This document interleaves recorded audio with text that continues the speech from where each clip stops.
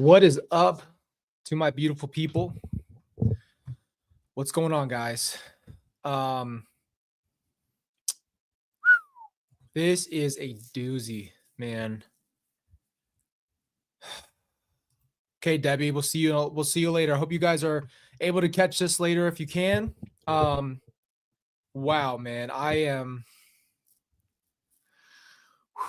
Hey, Brittany. I'm in shock. I'm in shock of what I've watched. So I turn on my Disney Plus and I start watching The Devil in the Family, which is the Ruby Frankie documentary.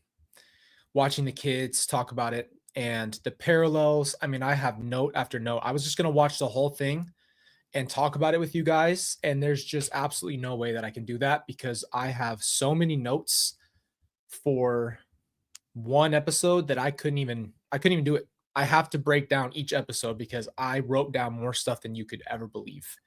So I'm going to read to you so if you haven't seen it, obviously this is going to be, I guess we want to call it a spoiler alert if you're wanting to watch it. If you have watched it, this will just be in context of it.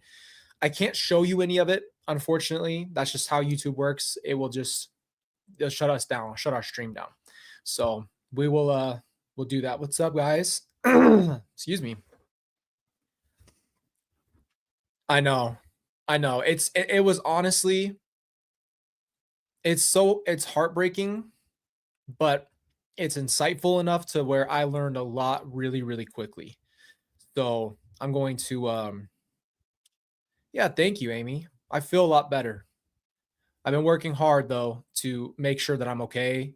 And I'm still, I still have a lot of focus to do. I don't know if I'm completely out of the woods, but I'm still being cautious. What's up, big dog?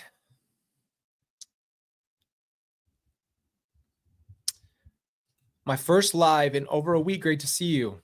Good to see you, Barbara. All right, so let's get into it. I started writing notes.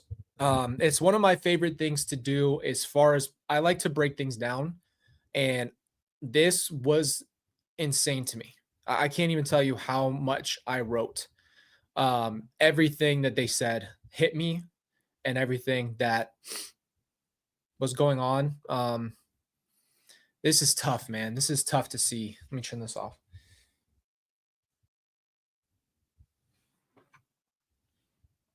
Okay. So let's get to it. Are you guys ready?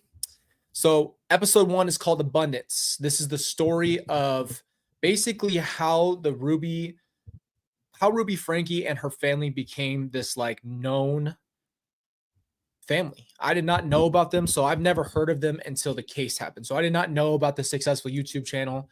I did not know about the any of them. So this whole thing. Yeah, man, hold on, I gotta show you the back here. Look at this. I'm gonna do a little twirl for you. It says blessed on the back, baby. You like that? It says blessed on the back, blessed on the front, baby. So we are blessed, man. We have a blessed community. So, back to what I was saying. So I start watching this, and within the first few seconds, I start writing. So one of my first notes I wrote was striving for perfection based on the LDS culture. So if you are watching this documentary, the thing that they talk about specifically is that in the neighborhood that they lived in, they perform. This neighborhood performs to be one-upsmanship as far as their community goes. So like they have the best lawns, the best houses, the best families, the best everything. Okay. That is what is all about. It's about appearance. And this is the neighbors in the neighborhood speaking on this. And they're talking about the fact that this neighborhood is based off of appearance. You have the perfect everything. You drive the best cars. You look good at church. So I'm not saying this other than what they said in the thing. They literally specifically said that they compete with one another. And in this time, if you guys don't remember, when family vlogging was like a thing on YouTube, that was like the point. People used the kids' lives as content. So everywhere they went, everything the kid did was their content. So if the kid's going to dance tonight, that's what, they're going to film that, and they're going to make it, the whole vlog is going to be about the kids' achievements, which we could have a whole discussion Um, so Kelsey, I can't read that right now. The whole discussion was that they were fighting for this. And in that time, when you get online, you're obviously going to vlog, but oh, there's so much to say, man. There's so much to say, but you hop on camera and you're obviously going to give your best in a vlog. The family's performing. And it is so heartbreaking. Just this alone, if you were to hear about these child actors, this is worse, man. This is your home life mixed. Okay. Your home life is now mixed with your jobs and your children. So you're now child actors 24/7. You could be on camera 24/7. So Ruby Frankie was that mom. What I wrote down was I said pretending to be perfect. That is literally what they said. You could tell that this is all about appearances instead of just being a natural human being. Like Kelsey said, walking out looking like Adam Sandler. Last night, I walked outside because the cats were on our car and they've been scratching our car. And I walk outside in my underwear with my freaking tank top on, looking like a wild dude. Like, you're not going to see me looking perfect. I'm never going to try to act like I'm perfect. You're going to see me doing whatever. And I tell you that because this is what this is all about, the human psychology of pretending to be perfect.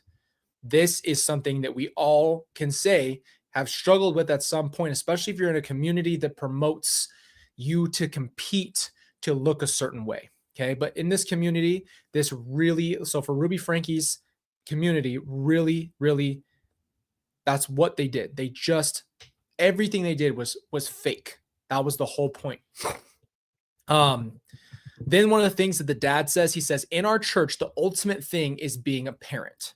So the whole point in their community, especially with that, so they were talking about being a parent's the number one goal in life. If you're a parent, you've done your job, you've done what you're supposed to do. Okay.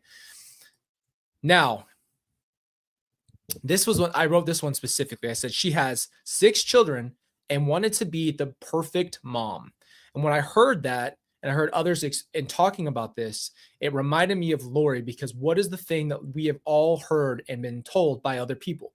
The fun mom, the great mom, the extroverted mom, the mom that everybody loves, right? So like when we moved here to Arizona, we were new and I made a bunch of friends.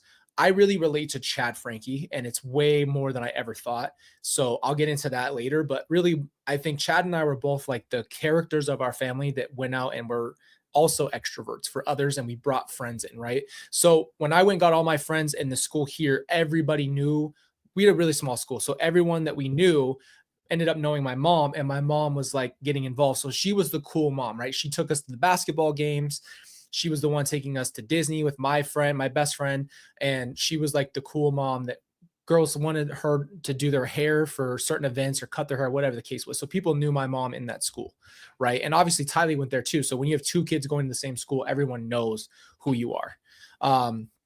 So she wanted to be the perfect mom. And then when she made her channel, it gave her the ability to portray the perfect mom image.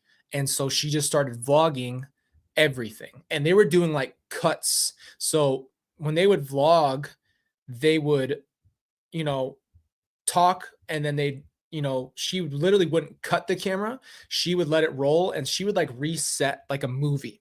So obviously if you're a director of something and you're doing a project and you need the actors to do something and you engage with them as a director and say, hey, I need a little more emotion. She was doing this to her family, right? The whole time when you're watching these kids' faces, especially when I saw with Chad the most, is direction on how to act or smile or fake it. I mean, she literally was saying, you fake it, even if you don't feel it, fake it. And we're talking about aggression. This was coming from this point of aggression, like you need to perform. And obviously it got worse over time, but it was be camera ready in your home 24/7, and everything that you go through, we're going to capture, and then we're going to upload this whole thing. Okay. Exactly. Pretend to be happy. And those words were spoken in this documentary. All right. Next thing, Ruby wanted the attention. So the husband is speaking a lot in this. He gives a perspective. We'll talk about him at the end. He's giving a perspective of Ruby, which I think is really interesting because a lot of what he said is what I wrote down from her character. And she wanted to be recognized as the perfect mom. So she wanted the attention of, hey, I am her. I'm that person. I'm the perfect mom. And here it is. And then film everything that does that. Right. Next thing I know, or next thing I wrote, Ruby wanted the attention that I said the idea of having fun. So the idea was to create an environment for the vlog so that way they had the idea of having fun. So now you're creating situations to make it seem like what you're doing is overly fun. Now, I haven't done a ton of digging into other channels. When we were growing together, like Kelsey and I growing together, I don't really know how to say this, growing up, I guess, together since we were young in our younger 20s, we would watch those vlogs because at that time, that was a big thing on YouTube. So we had families that we followed and watched just out of pure, interest of watching those things. And, over time, you realize that those kids are literally running and pushing the content for these parents. And I think that can be a problem. I think if your kids are adults and they're 18 to 19 and they want to work with you and they want to do vlogging and then, they also are compensated as an adult and fairly compensated, then that's a whole nother discussion. But under that age, you're just using your kids' lives to piggyback on what they're doing to get you paid. And that's just what it is. Like, even though it is your real life, and I'm sure some people have good intention, in this case, that is not it. This is not good intention. The vlogging life for Ruby Frankie was not good intention. This was, I've already built a following. I've already built this thing. And now I have to have people engage with me. I have to make you look like you're having fun 24/7. And I have to make you feel that you are this happy person when you're not. And being a teenager, you can just go back and think to yourself, you did not feel that way. You weren't always happy. You weren't always having a good time. So I think that that's pretty ridiculous.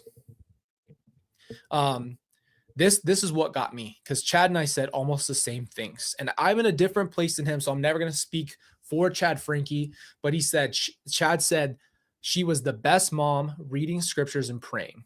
And I go back to that point because when I was 18 and we moved to Hawaii and stuff, Lori became more spiritual. She started looking like an outwardly spiritual person. She started to read scriptures more. She was going to the temple all the time. She never wanted to miss church. She served at all the church events. She was constantly talking about religion, but nothing was out of pocket. So it looks like, and when you're growing up in the LDS culture and you believe in the LDS church, watching someone go to the temple and watching them do these things, you think that they're like diligent servants. You think that they're doing the things you're supposed to do. You're supposed to read your scriptures. You're supposed to pray.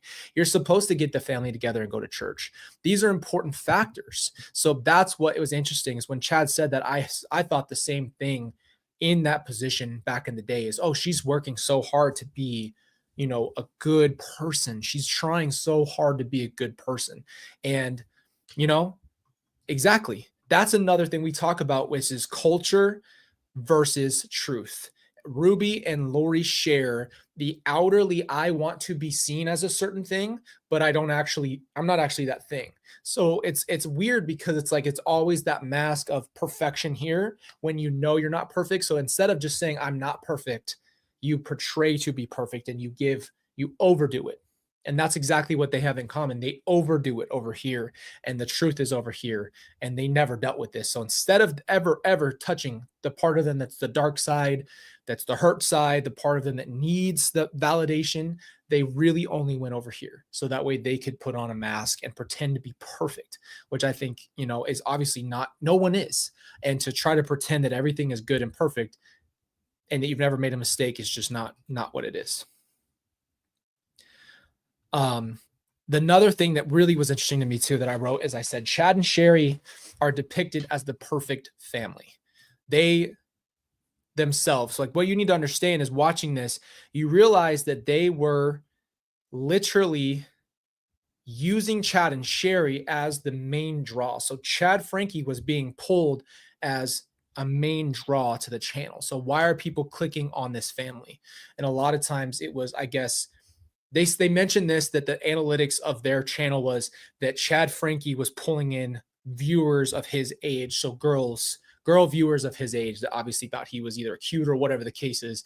And so they were using Sherry and Chad as like main characters. Obviously, Ruby was the middle, but they were literally putting them in like B-roll and acting positions and telling them to be better, telling them to hit their mark, smile, this and that.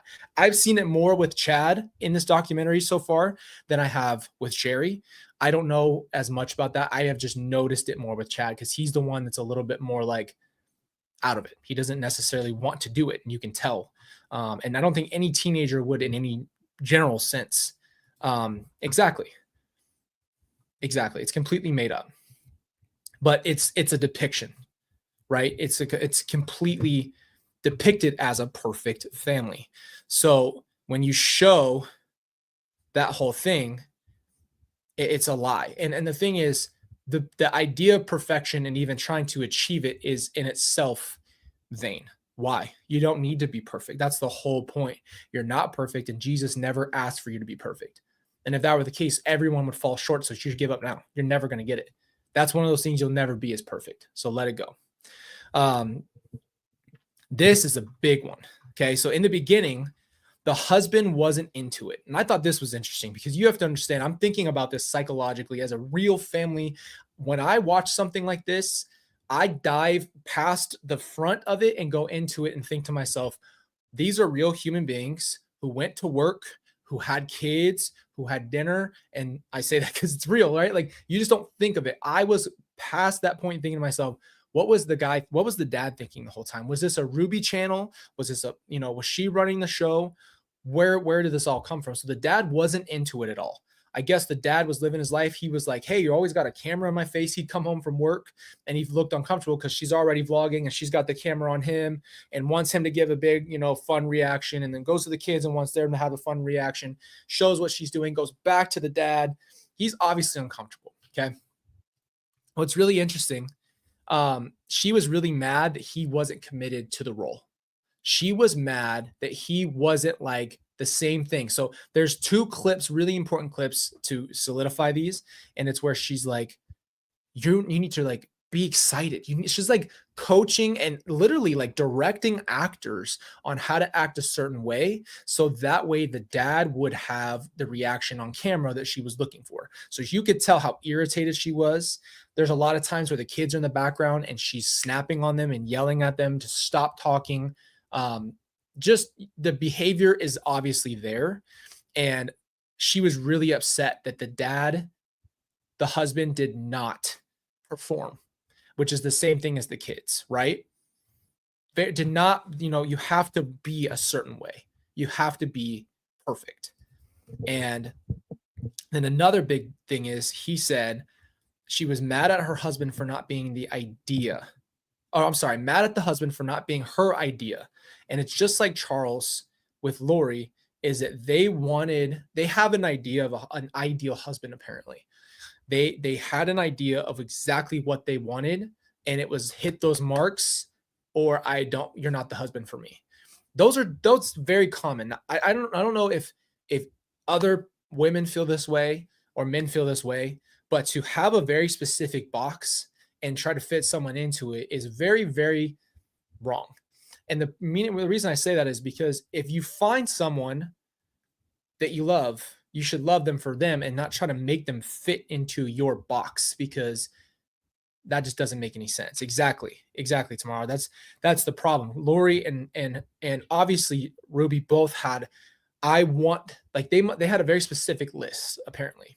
And actually, speaking of this, Ruby had a real list, and the husband talks about how he had a cheat sheet. She was dating a couple guys, and Ruby had a list, and she wrote everything, like certain 5 inches taller than me and member of the church. And she wrote a literal list of what she needed in a husband. So he found the list and then he emulated it. That was a whole nother sidebar, but he wanted to be the one, I guess. And so she had a list for real. I don't know about Lori, but she had a list specifically of what she wanted. And, that's when you have that type of thing. I think it also comes back to, I want a very specific kind of man. and you don't fit it, well, then you shouldn't have married the dude. That's just what it is. You shouldn't have married him. Yeah, and this is it. Had a perfect husband list. Then I go back to this point where I said the kids are employees. They even admit this, and they talk about being employees. And you know what? They're being paid. When you turn around, there's a moment. There's what's interesting about this is that you have the video evidence here of the I don't know how they got this. I'm sure somebody had access to it, but all the family vlogs that were being filmed, there was all the uncut raw footage. And on the raw footage, you see Ruby turn around and they're all sitting in the van, and she's like, "What do you guys get if you listen?" Because they weren't like smiling or listening to her, or whatever. She goes, "You get $10 for being in the video. You get to be in the." She made it seem as if being in those videos was a absolute blessing, as if they were being blessed by having the opportunity and not being used. She was using the kids 100% to make the content and then telling them you can have $10. And at the height of their channel, they admitted that the height of their channel was $100,000 a month that they were making because they were getting that many views. So 100K a month, and each kid gets $10 per video, right? So even then, it's that incentive, and she would threaten the $10, right? So, I mean, what do you do with that? They're literally working employees, young kids who have to perform in this culture. And again, it's being hidden in plain sight. It's so in front of your face. It's literally in front of your face. And yet, this is how you see Hollywood is. This is how you see industries where something looks one way and it's a complete illusion to the reality of what's going on. And the factor is that these kids were absolutely slaved down to perform on a channel to make sure that their parents got that money. I don't know if those kids ever saw that money besides their freaking $10 a video, right? And obviously, those are your kids. So your job is to take care of them. But then the incentive is, oh, well, here's something I can give or take away from you. It's a whole nother level of abuse, because now you're pulling you know that dude that dangles the dollar that literally is like, oh, almost got it. That's what that is. Exactly. It's horrible to see, because they are literally forcing them to be happy and retake. So when you watch her, she literally goes, you need to do a retake on that. Like, and she's yelling, right? Imagine the pressure of being in your own home, getting ready for school, and at any moment, your mom comes in with a camera and you have to be ready for that. How can you mentally prepare? You can never turn it off. You can never have your feelings. You can never be safe. You never feel like anything but a performance in your own home 24/7 without your consent. And now you are being scolded if you don't give the performance. Chad, there's a moment at the end, it really broke my heart, but Chad's sitting there with Ruby and they're on the couch, and she looks over to him and she's like, says something, goes, I just can't pretend to be happy right now. I don't know. And he's like, you can tell he wants to give her and please her and give her the performance that she's asking for, but he just can't, because he can't fake it. And it broke my heart, because how can you give that to somebody? How can you want to help you? You don't want your mom to be mad at you. You don't want to have consequences. And we're going to talk about the consequences in this house. It's unbelievable what has happened. And I'm sure some of you know what it is, but he wanted to perform for his mom, right? He wanted to be a good son. And we're going to get to that as well. So she obviously had a big personality. You can always draw back between Lori, and you can draw between her. And that's the similarities are this mom that everyone around that met them. Obviously, Lori didn't have a YouTube channel, but she had that. She was that person everywhere she went. The big personality, the fun mom, the great mom. I mean, do you see how much we're pulling into the similarities? It blew my mind. That's why I have five pages of notes on this. 5. It's unbelievable. So I mentioned this earlier, but I wrote Chad and I are similar, and I thought this was crazy because Chad also was the most pressured, in my opinion, from watching this, to be the performer. So the joke, and they called him the light of the room. And the only reason I say that is because I became the jokester of the family, and the one that came into the party. I kind of learned that from Lori, but I already automatically like having fun. So when I show up back then, I would do the performance, funny, fun things to make people laugh or whatever the case was. But he was put on camera, and even though he might have fun, right? Even though he might be having fun with it at the moment, he's still being used. And if he doesn't have that same energy every time, there's consequences, serious consequences. And that led to him really rebelling later on, righteously, by the way. And that was a big deal. You know what I mean? Exactly. When they took a trip to Hawaii, and I don't know why this got me, but just the idea of them going to Hawaii shook me. I don't know why. I know it's not a similarity. Hawaii is a very common place for people to go, but when they were in Hawaii, something was just so eerie about them there. I just wrote it down because I don't know how to explain it. It just gave me the worst vibe. And I don't know why. So I have no way to explain that one, but I put it down. And then the money motive, right? So an interesting point to go back to is the husband said he wasn't on board. They got their first AdSense, whatever it was called back then, YouTube check. Okay. They got their first payment from YouTube. When they first got it, it was like $85. And he said once he saw the money coming in from the YouTube channel, then he changed. He said, oh, here we go. So I guess the husband wasn't on board. And then he went on board right after he saw the money, and he admits this. So he goes in there and he goes full force. So now he is on board. Let's do this YouTube channel. Let's go all in, and he's going to help. And he started to have some of that performance stuff too in the video. So they were in like some place. Okay. So let me just give you context. I have 3 kids.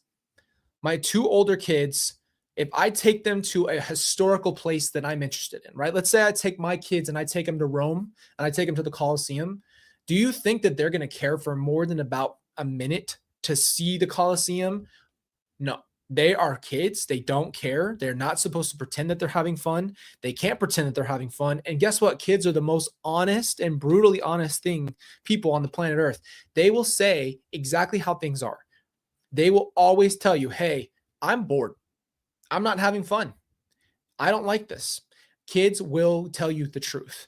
And so for them to have such a performance piece on their kids, they're saying, you're not looking like you're having fun. And we brought you here and we paid for you to come here and we paid for you to have this. Why?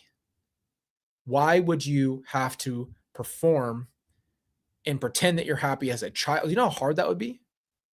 Do you know how hard that would be to sit there and have to force something out of yourself in 5, 6, 7, 8 years old?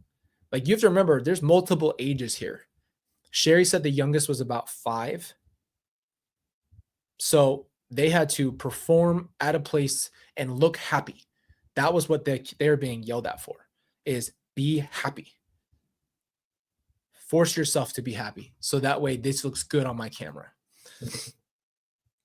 Ruby told her husband that she was an instrument of God. The similarities are deeper than I ever thought. She was meant for something more, bigger than herself, is what I wrote. So he said this is a hearsay thing, but he said that Ruby told, this was all building up, but she said she was meant for more, and she was meant to be this big, huge instrument of God, meaning that she had a bigger plan. She wasn't supposed to be a normal mom. She wasn't supposed to have a normal life. She wasn't supposed to be just living life the way it is. She had to be more. This is always going to be the parallel, obviously. The need, the desire to be something more than what you are and be unhappy with your life. And at this point, they're doing well. Exactly. They're doing well. You can watch them. They move into their new house. They're making a lot of money. They have a YouTube channel. As far as their lives go, they're doing very well. And they have what looks like everything in front of them. I mean, I don't know about you guys, but it doesn't get any more heart-stopping than this stuff. Like, how in the world can it be this similar? How could it be this similar? These people were doing their own things. These women were completely doing their own things, and they are walking down the same path. It's just too perfect. And that's why it's like I could never understand how this happened. It's blowing. Like the more that I dug, the deeper I dug into this rabbit hole, the deeper that it got. What the hell? This is like the same person. It's getting more and more similar. And we're talking about their own personal belief system, their own personal feelings and beliefs, and their own personal actions, right? Even though Ruby was an influencer, she was very reclusive. So she moves to this new neighborhood. And in this new neighborhood, she's, she's this big influencer. She's this big time influencer. And apparently they were upset because she'd go on walks. She always had a camera. So she'd be filming everything she does and getting everybody's houses. And I guess they were in like a private neighborhood, so the people didn't like that.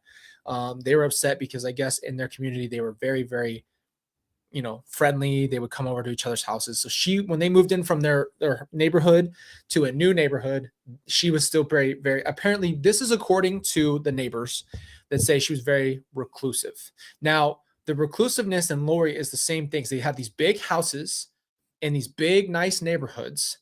And whatever reason, they went in there and they both just stayed to themselves, like Lori. That's why it was like weird. Cause like when I started to notice the change in Lori's, when she started having people and friends, like a bigger group of people that she was hanging out with. Cause I'll never forget. And this is just the truth. I remember telling her when she first said she had friends, she didn't say who they were or anything. She just said, I got this big group of friends and we're all in this. I was like, Mom, I'm so happy for you. You finally have a friend group. Like you've needed this for years, because she'd always been a recluse. She'd always been go drop the kids off at school, stay home all day, go get them. Like she was very to herself. Yes, she'd go out to lunch and that kind of stuff, but we're talking about, being friends with others, having friendships, having relationships outside of her home.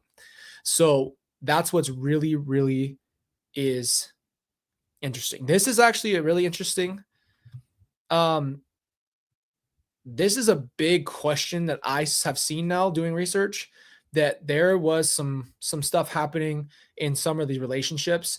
I don't know about anything about Ruby and Jodi. I've told you some things that have happened with Lori and Melanie Gibb. I don't even want to get into that. Okay. Cause that's a whole nother thing that we're not going to talk about, but it's definitely possible that there was some other stuff happening, because some of the relationship stuff, some of this relationship stuff is definitely we'll talk about it, I promise, but not right now. This is another thing. The family started to rebel. So the Frankie family is starting to, like, this is becoming their life. They go to the beach, they're on camera. They go to have fun. Anywhere they're taken, it's an incentive to film and make them look like they're happy. So now Chad's like, I hate like you can see this is on camera. So this is what's different, is you get a look deeply into what they're feeling, because they are telling you on camera these raw moments that weren't cut and not part of the vlog, or however they found this raw footage. You're seeing Chad be like, I hate smiling at this camera. And he's smiling as he's saying it. He's like this, I hate smiling at this camera, and trying to fake it. The whole family, though, is rebelling now. Everybody's sick of it. So what is Ruby going to do when her family is no longer part of the gimmick? What are they going to do when the family isn't cooperating with their money that they're making off of them? Another thing that this is it. This is what I'm telling you guys. This is where I'm telling you, I've been in like, this is, Ruby said that the kids, she told her husband this, Ruby said her kids were losing their quote unquote light because they didn't want to film videos. They were losing their light. What the hell is going on? Without them being in the same meetings and rooms, how are they getting these? Where are the parallels coming from? The kids don't want to do something that you're forcing them to do, so they're losing their light. The light and darkness thing is here. It's already been presented now. So she believes that her kids, specifically Chad, mind you, Chad, Frankie got the worst of this so far. I haven't watched episode 2 or 3 because, like I told you, I am trying to help understand context here throughout this first episode. This is exactly where we take this exact turn into how the heck they ended up in such similar places. So now the kids are losing their light. Okay. I wrote again, she gave them $10 per video. Okay. Imagine incentivizing to only really that incentive was really just to be able to take it away. That's exactly what that was. It was a dangling $10. And if you don't perform, I'm taking your $10 away. That's exactly what that was. So this is where Chad starts to speak about being angry and rebelling. He actually was like, I'm very angry with my mom at this point. I wrote, Chad had righteous anger at his mom for consistently make him script his life. He tried to make her angry to feel, and then he felt bad about it. And then I said, I understand. So Chad was having these moments where he was purposely now, as a teenager, effing up his lines on purpose. He was getting so angry that he was forced to sit there next to her and perform that he would purposely mess his lines up. He said lines, mind you, the word lines. So completely scripted or completely premeditated to do this. And he would start making faces at the camera. He would make sure he stumbled on it. She was losing it. And he obviously wanted to piss her off at this point because he's righteously angry. I mean, come on, man. Like, what teenager wants to do this and wants to have to go through this? This is you're just forced. Every moment of your life is forced to be fake, and you just want to be left alone. And when I was a teenager, I was such an isolated teenager. I hated being around people. I had my friends, but even then, I needed breaks a lot. I would go running at night. I needed space from everybody on the planet Earth. That's the point. This is a normal teenager reaction, but being put in this, man, you have to put yourself in position to understand he was absolutely being used and was righteously angry. But then it's like you question yourself. Oh, I'm a bad kid. Now I'm mad at my mom. I shouldn't be mad at my mom because my mom does this for me. And you have such a hard time because the inner kid in you loves your mother unconditionally and she doesn't love you unconditionally. So now you have a problem and a battle inside yourself. Now you battle with you. It's no longer about anything else. And it's just it's a mind F that is not fair.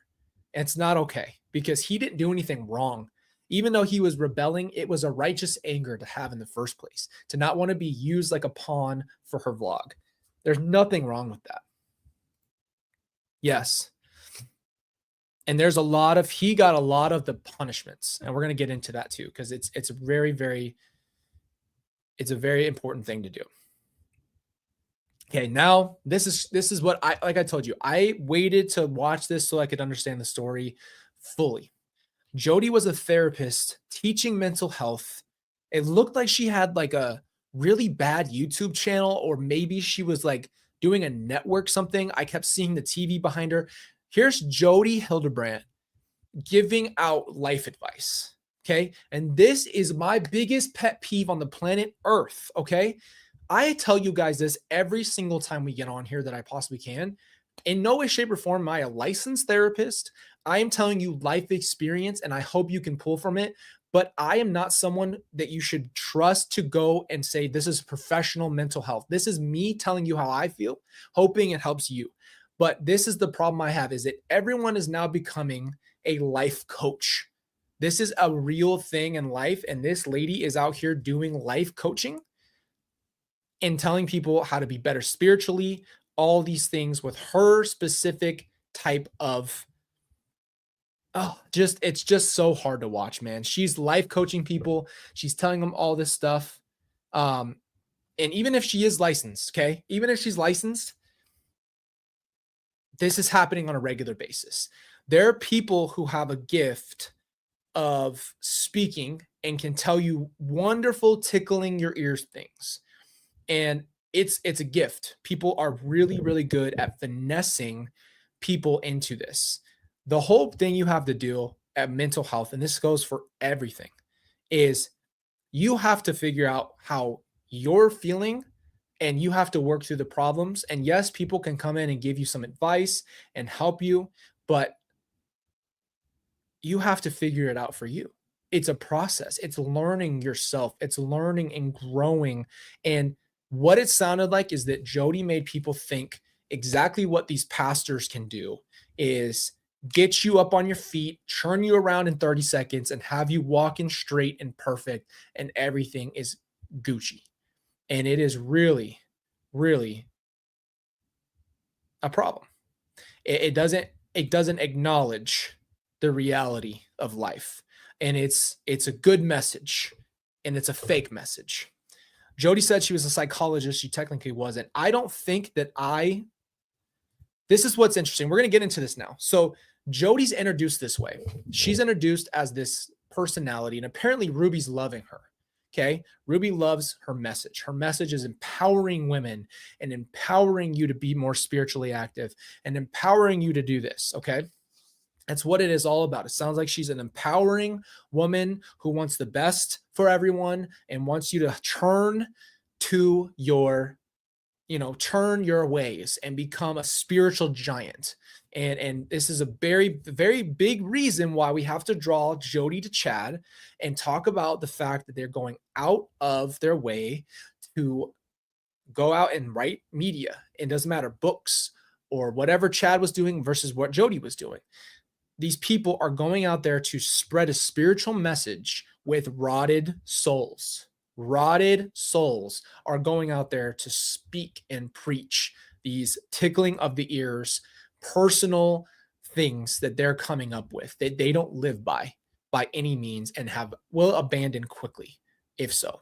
I've heard that Jodi might be still trying to preach in jail. I don't know, and I don't even really know anything about that situation, so I'm not going to speak on it, but I heard it. The biggest thing I wrote down is that the Jodi Chad comparison is wild because they needed to be seen. This was a desire of their hearts to be seen in some way. They needed to be validated with the media. They needed people to write their books or watch her videos and follow them. They wanted to be followed and wanted to be recognized as a leader, right? They both had this desire. It must have been in their hearts already and a desire already to literally be seen as some spiritual giant. Exactly. It's a power trip. You're exactly right. And it's not about helping people or actually being real with people. It's about gaining control over someone's mind. Because let me ask you a question. I'm just going to be super honest and ask you this question. If I had a pill that helped you get exactly what you wanted in your life, if I said, I have a pill, take this pill and it will give you what you want, how many of you would take it? And I'm being honest with myself. It'd be a very hard temptation to be like, hey, I know what I want and you've got exactly what I want. So I'm just going to grab that and take that pill and go. That's a hard thing. That's a human desire to say, oh yeah, I want that thing. This is exactly how these people present opportunity of being better, taking that, and it's always fake. And if you do have a pill that gets you there quickly, it can be really dangerous because it's not supposed to be there. Life is about being in a process, right? It's like wine. You can get wine fast if you want to, or you can do it right. You can do things the right way or the fast way, right? Processing is part of it. It's like, what's her name? Miley Cyrus talks about it's the climb, man. The climbing up the mountain is what makes the peak the point. The problem is that Jodi and Chad had the quick fixes to your crap and to make you feel special and make you feel bigger than you are and make you think that you are the shit when you're not and try to make you act like that's the case. And it's just not true because they were insecure. They were insecure. So therefore, they needed to pretend and put on a persona of overconfidence, that the overconfidence would literally mask the insecurity. And then also, oh, I can make other people feel this way. I'll give you the opportunity to put this mask on. But it sounds good. That's the problem. It sounds good to people. And that's what Jodi was selling, in my opinion. Just hearing clips of her talking, I can tell what she's trying to sell. I could feel it. So this is another big thing. I wrote Jodi was authoritative and she seemed very sure of herself. Now, there's a therapist who speaks in this documentary about going and taking some kind of course with Jodi, and she was exemplifying everything that you should. She was confident. She was strong. She was authoritative.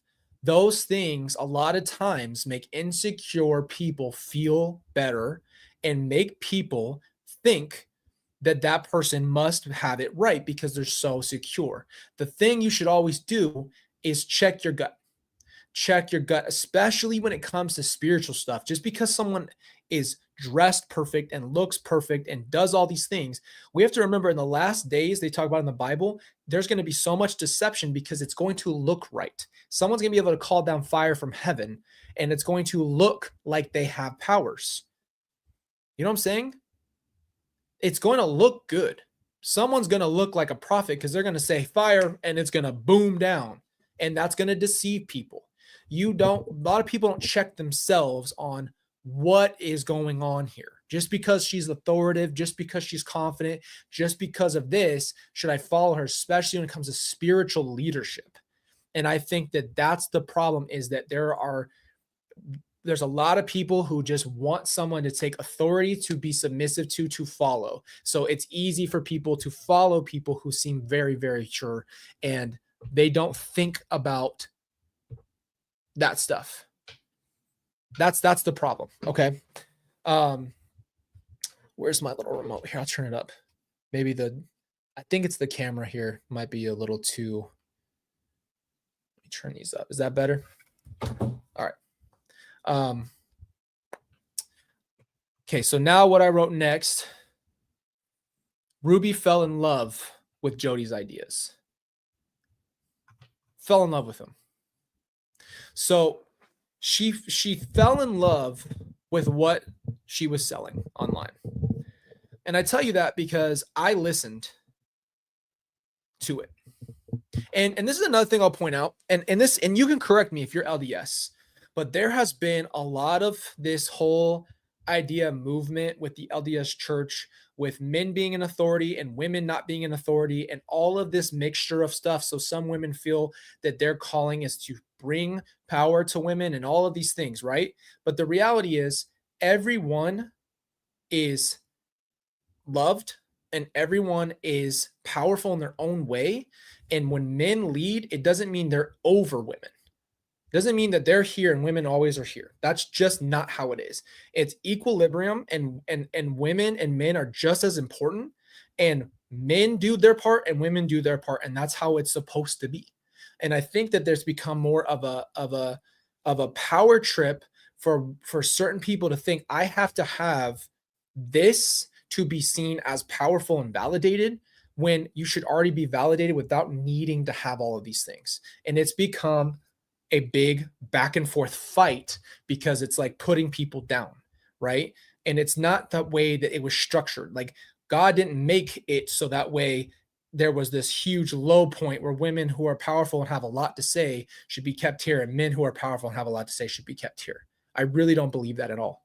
And so that's what frustrates me. And what I'll tell you about with Lori, and why I have to bring this up, is because Lori did this thing where she made up the lore of the LDS church and said, I'm going to have the priesthood. That was her big thing. Lori said, I have the priesthood now. I hold authority, which the church has taught that I hold the keys of the authority because only men get this in the LDS church. But Lori says, I have it now. I've got this in my hands. I can do this. So you have to understand that's exactly where this is coming from. It's hierarchy rather than understanding role. And I think that that's what happened here, is that this, obviously Lori and Ruby are controlling and have a level of dominance. And that is just either personality traits or developed from being so treated a certain way in their childhood. They both develop this dominance and wanting to be in control of things, wanting more. Exactly, Kelsey. Wanting that. It's funny that I called you Kelsey. I just read your name and said it. That's my baby. And that's the point. We're at a point now where it's becoming this thing where it's this fight over power. And so Jodi was bringing in this idea of powering all of these things up and empowering women, right? So she got Ruby. She got her. And Chad said, and I think the husband also said there that Ruby loved it, was eating it up. It was like part of her thing. So here's another exact example where a woman is ingesting a content of someone else that they love. They love. Lori loves the Chad books, loves them, loves his near deaths, loves what's that girl's name? What's the Chad's girl's name that's like her friend? Why do I forget her name? Julie Rowe. She's eating up Julie Rowe and Chad Daybell, right? Well, Ruby's eating up Jodi's stuff. So this is them privately agreeing with them. And I think you have to stop here and understand why we hit on media so hard. This is happening on YouTube, on Facebook, on Instagram. People are doing this every day. There's people putting out content that are luring people into their little web, apparently, and some people become super fan of that specific type of content or whatever that person's making, and they're luring people in because obviously they don't have good intentions. They're not actually doing the thing that they're saying that they're doing. And you have to understand why this is such a big deal, because both of these things happen privately first. So Lori is reading the books privately before she meets Chad, and Ruby is watching videos on Jodi Hildebrandt before she ever met her. This is happening. So they already have thoughts and feelings about these people before they even get to meet them. Isn't that crazy? Like, this is, the parallels are running almost, I mean, it's like you couldn't write it like this. You couldn't even write something this paralleled. Okay. So Jodi now is reached out, and after Ruby reaches out to Jodi, Chad is acting out in school. Now Chad isn't, he said, I was in a rebellious phase. So Chad is rebelling against his mother because he's so mad at how she's treating everyone, and she's done. He's done with her. So he gets expelled from school. He's obviously having a really hard time. And instead of figuring out why he's feeling that way and what's actually going on with him, Ruby goes and finds and seeks the help of Jodi Hildebrandt. Jodi Hildebrandt becomes the therapist of Chad. Now, therapy is very, very deep stuff, man. Therapy is, you're supposed to be able to lay it out in therapy. You're supposed to be able to say what you need to say. You're supposed to have breakthrough in therapy. So now Jodi is Chad's therapist, and they're having these conversations where Chad could open up to her and be susceptible to whatever she thinks and feels. So it's a scary place to be, because now there's an intimacy between them, right? The intimacy is, this is a big deal. Yes, I know. I flipped my lid when I heard this because I did not know. Jodi became Chad Frankie's therapist and meeting with him on his behavior. He said in their first meeting that first thing that she said is, are you ready to live a spiritual life? And Chad faked it and said, yeah, of course. And his parents were there watching him, by the way, on each side. So the two velociraptors from Jurassic Park 1 are sitting there with the eyes. So he's being watched. So of course he has to continue to act. He can't even talk about what he's going through because he's got to have it.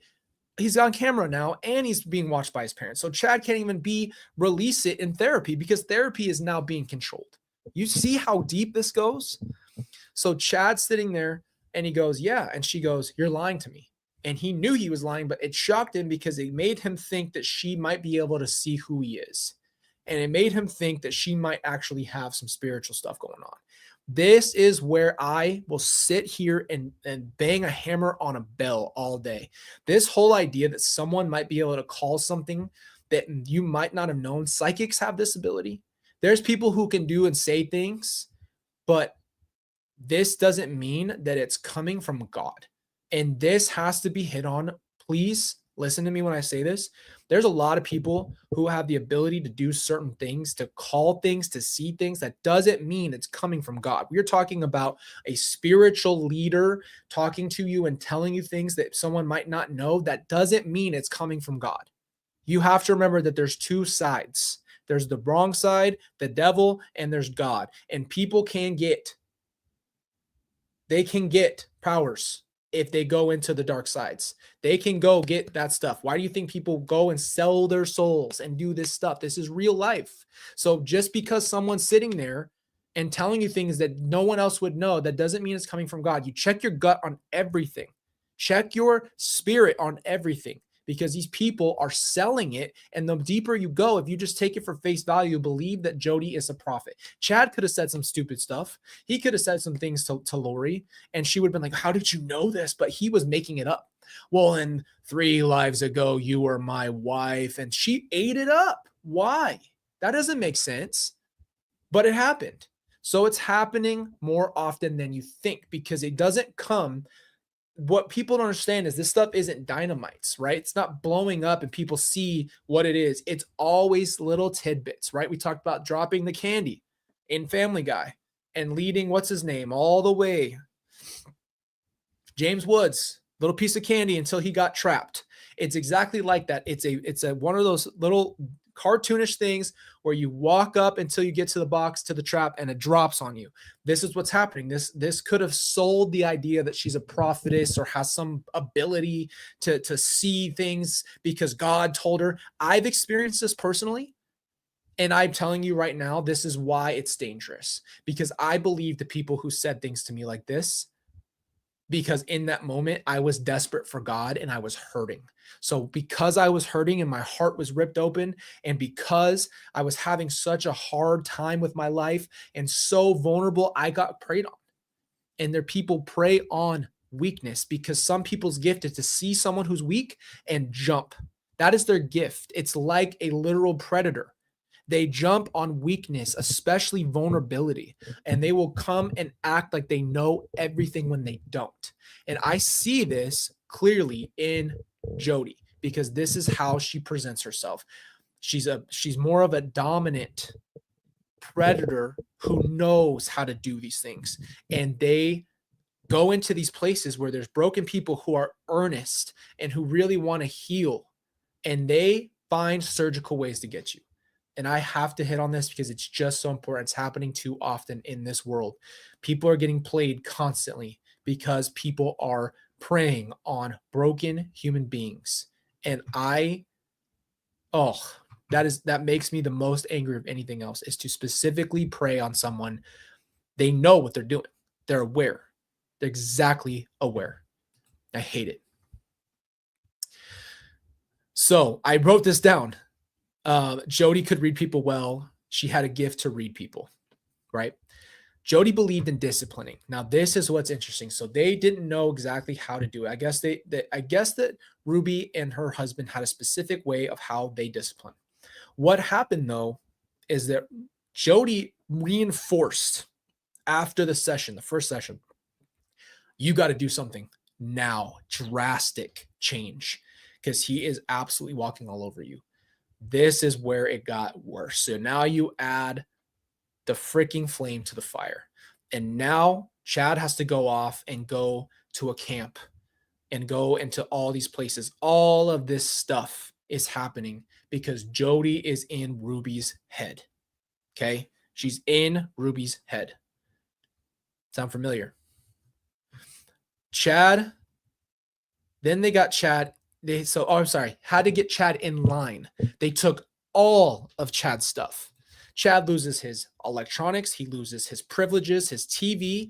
He loses his sports, and later loses his bedroom, sleeping on a beanbag for 7 months. 7 months. He did not have a bedroom or bed. He slept on a beanbag. So not only did he lose everything, mind you, Chad Frankie was an athlete, could have easily been a really good football player or track runner. He had his goals. That's the one thing that you can tell me. You have 3 major survival things. What are they? Food, water, and what? Shelter. Wow, I can't really stick that finger up, huh? Shelter. They took his shelter. This is what, and we'll talk about that later. I have a whole nother point about this that we will get to that. I promise you. The one thing that he had was his own, what can you strip from a human being than their ability to go upstairs and lay in a bed or have a door to themselves. And we can get into debates about what parents think and how people parent different ways. You cannot take away a bed. Come on now. That's not on the table as a consequence. That's not even something that you could no matter how hard of parents used to be, taking away, that's like saying, and again, they used food as also a punishment for these children. Exactly. They used food as a punishment. They used bedrooms as a punishment. They used money as a punishment. This was the abuse that they were all experiencing. And there's no other word. I don't know if YouTube's going to get on me today, and I don't even really care. If you're mad, then I don't know what to tell you, YouTube, because this is what it is. They were being completely abused, and he had everything stripped from him. Okay. Imagine being a teenager and having that stuff pulled from you for 7 months. 7 months is forever. Every night you go into the basement with your whole family and they all go to their rooms and you have a room, but you're not allowed to go in it or sleep on your bed. So you have to curl up on a beanbag every night and never know. At that point, you just get used to it and you never know if you're going to get your room back.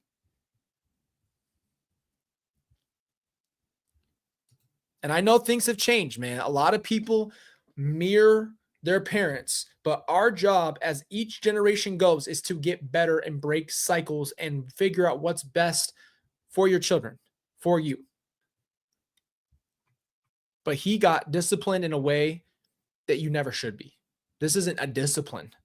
This is basic necessity. Food, water, shelter are your 3 survivals. Exactly. That's going to make me cry. Don't say that.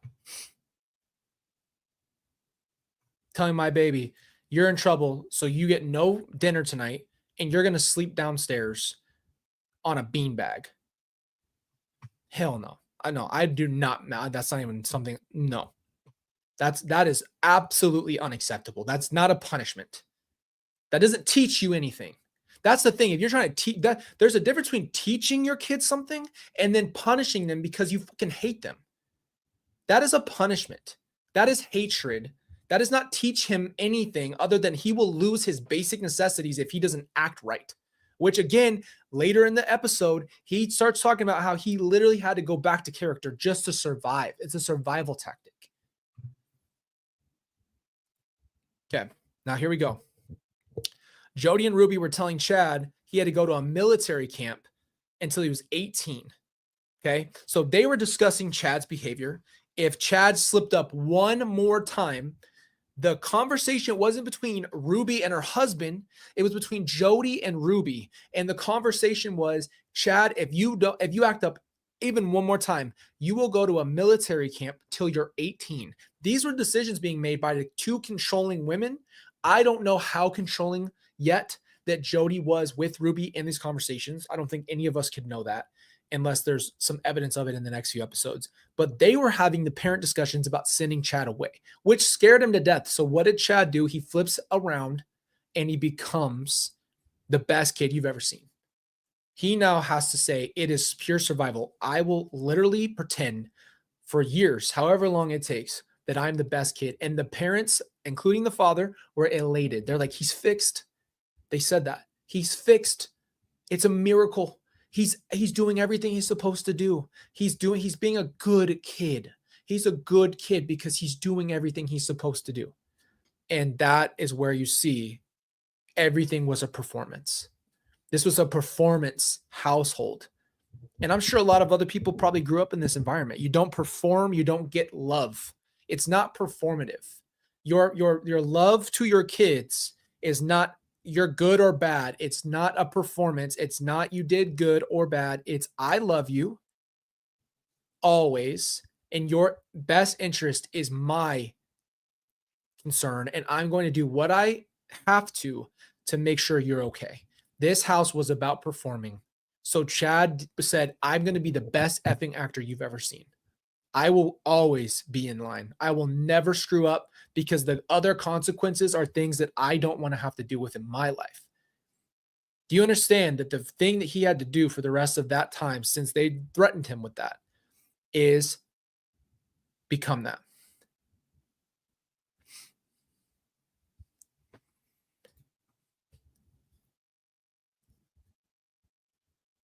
Yeah, exactly.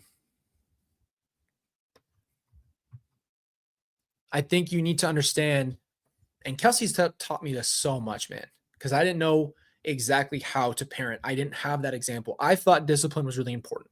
And I'm talking about just structure. You need structure. You need, your kids should learn at a certain point how to do this, because I wasn't taught how to do the things I needed to do. So I had to learn them all the hard way as an adult. And it was a horrible life lesson to have to be hit in the face with things you don't know how to do.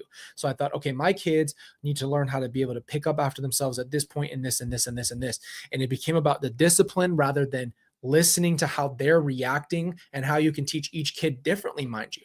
You can't just teach all the kids exactly the same way. It's like school. They don't learn all the same. So I can teach my kids different lessons in different ways and tailor more to each child. Because it's hard, man. It's hard being a parent. But this stuff right here, this isn't being a parent. This is selfishness turn into ego because of a YouTube channel that they had. And then the children became absolute burnt out employees of a business that they never signed up for. And instead of being able to live their lives, they got forced into becoming a performance, an actor, a jester, a free act on the side of the road that had to perform any time that the person came through. That's exactly what this is. But it's different because you can't see it. How many people didn't know? How many people didn't know that this was happening? Because it looks so perfect. It's so perfect on the outside. So then this is what's sad and this is what hurts, because Chad starts meeting with Jodi more often and develops a real relationship. She's obviously putting on her best face. She's obviously giving him the best version. And yeah, of course, he's a normal kid. He's got normal feelings and he wants to please his parents. There's parts of him that are conflicting with one another. And so he's trying to figure all this out. Okay. And I'm spending a lot of time on Chad because Chad in this episode was the one that singled in on how he was being treated the most. I'm not saying the other kids did not experience this. I'm just singling him out for this exact reason, because he was being put in this position specifically. Okay. So they start developing a real relationship. This is what the house tone now becomes, that Jodi has brought happiness. This is Ruby flogging herself. She said, Jodi has brought happiness and she's 1 in a million. There's no one like her. Jodi has brought peace to the Frankies. Jodi has changed everything, right? She has brought happiness back. She's brought freedom and security to her new empire. You know what I'm saying? Like, it's crazy. She was giving her the credit, right? This is another thing Lori did. Lori brought in order and structure from Chad Daybell. Lori Vallow wanted somebody to come in and tell her what to do, even though she was controlling. Isn't that weird? They wanted somebody who was more authoritative and in charge. Now, I'm not saying Chad was that, but Chad also, at least from a spiritual standpoint, made himself that type of person. So they go in, they make a relationship. Now Ruby is getting proof that Jodi is a transformative therapist, that she's changing things, that she changed Chad. They thought that Chad was fixed and that he was scared straight. So that's what the dad said. He said fixed. So now they had to fix Chad. How do you fix humans? You ever fix someone? I've never fixed anything. I've never fixed a human. I don't know how you do that. You don't fix people. People are so complex. You don't fix them. You help them. And if you don't acknowledge the brokenness, you can't fix it. That's like saying, oh, well, that's not broken, but somehow he got fixed. Could you do that to a car? The car's not broken, but it's going to get fixed. Kathy says sickening levels of control and abuse. Exactly. You know? You can't fix things in that way. We use that word in a really weird context. It's about working through it, working on it. If you get a car into a shop, you work on the car. And yes, it might be fixed at the end, but it already got broken. And so you can't unacknowledge the fact that he's having a hard time and then think, oh, he has to be fixed. That's not true. There's a reason why he was acting the way he was acting. There's a reason why he was having such a hard time.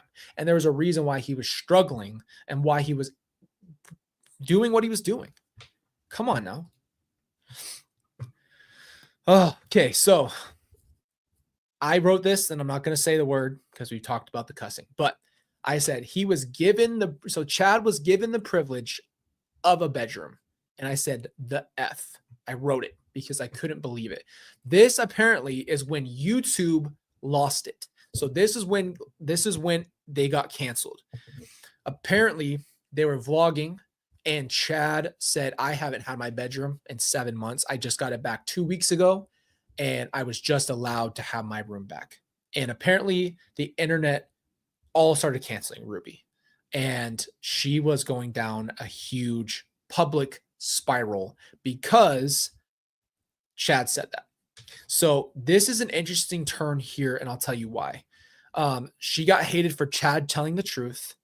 Then the media starts going out and saying how abusive she is, right? Everyone starts talking about it. There's all kinds of videos made about how abusive Ruby is to her family.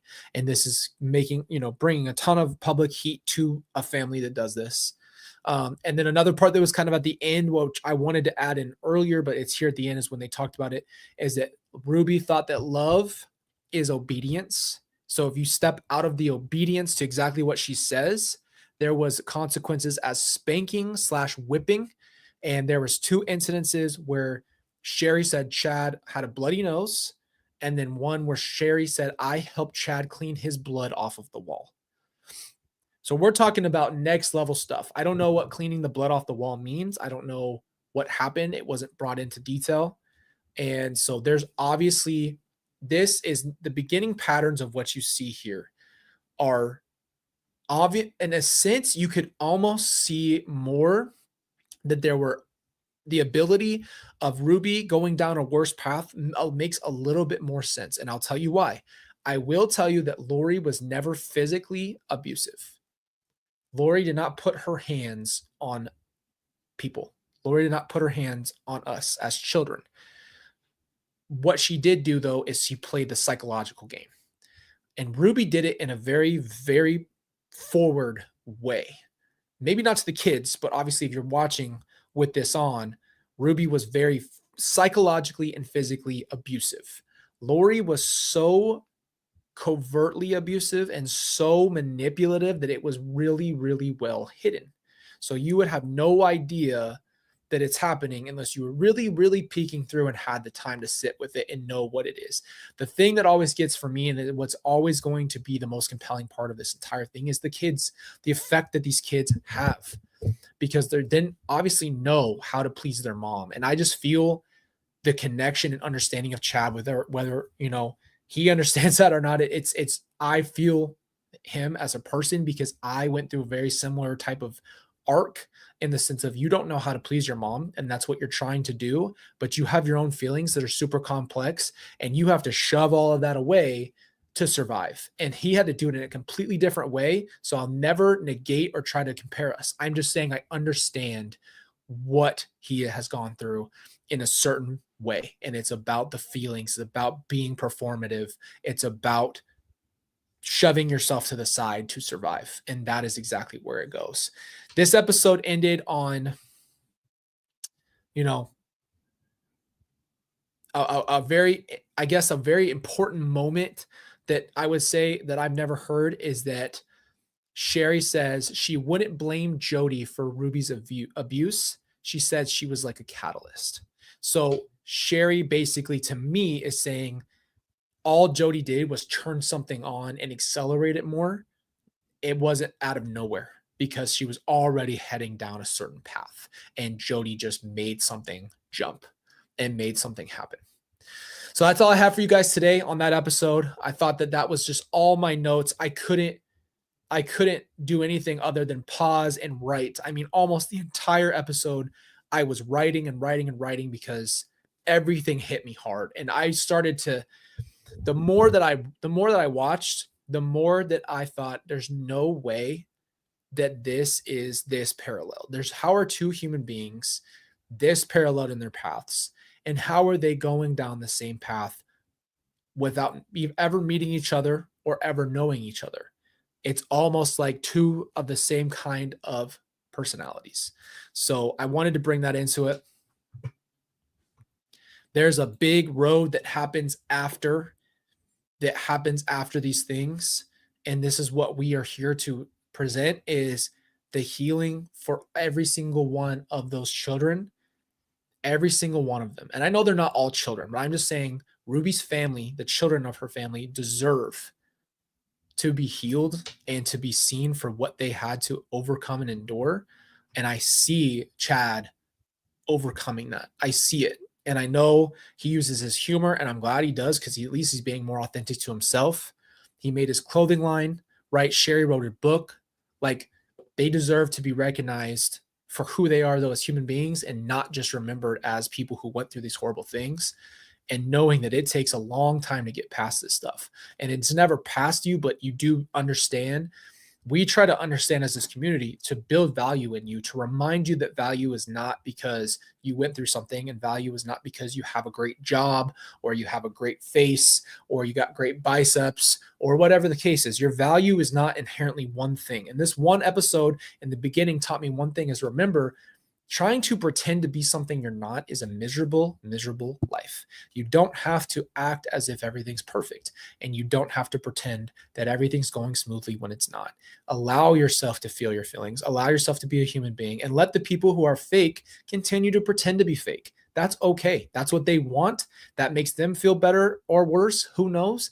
But it's just not worth it, man. It's just not worth it. You don't need to pretend to be something that you're not just to make others happy or to make yourself happy.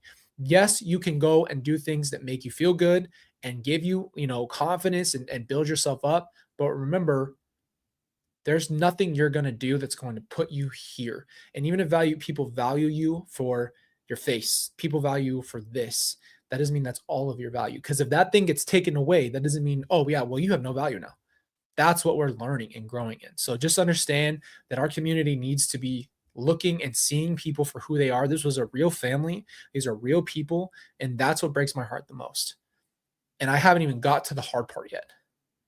What we'll be doing is we'll be breaking down episode 2 and 3 throughout this week. So since it's already Wednesday, I'm going to probably do the same thing for you guys on tomorrow. Our Friday night will be our fun live, and then maybe Saturday we'll do another live just on these episodes. If you get a chance to watch them, it might give you a little bit more context. You might enjoy seeing it visually. I wish I could present it to you. If we could watch it by ourselves, like we could watch it right here and stream it, and we would just talk it through, I would do it, but we obviously can't do that. Also, I want you guys to know I started a pop culture, completely separate from all this stuff, a pop culture channel. I know I've had a lot of the channels and stuff going on. This has been a part of my heart since I was a kid. It is something that I love talking about. You guys know I'm a pop culture nerd.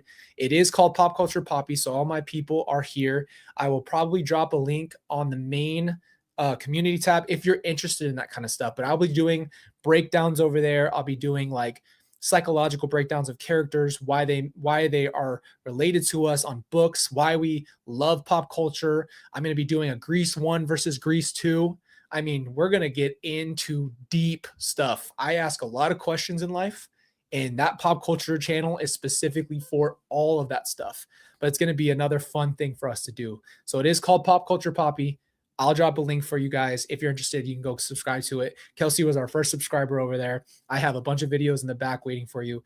But this is my heartbeat, man. Our channel, our community is still my heartbeat. So if you guys come over, that channel is just so we can have more fun and talk about some lighthearted stuff, because this stuff is really, really heavy. And this is a hard thing to work through.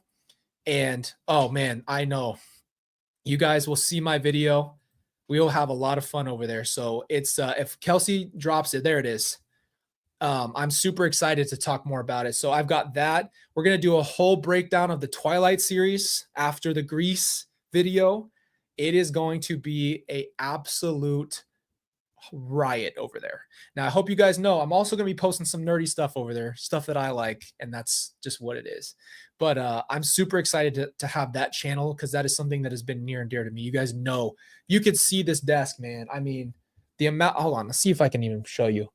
They can't really see it. Never mind.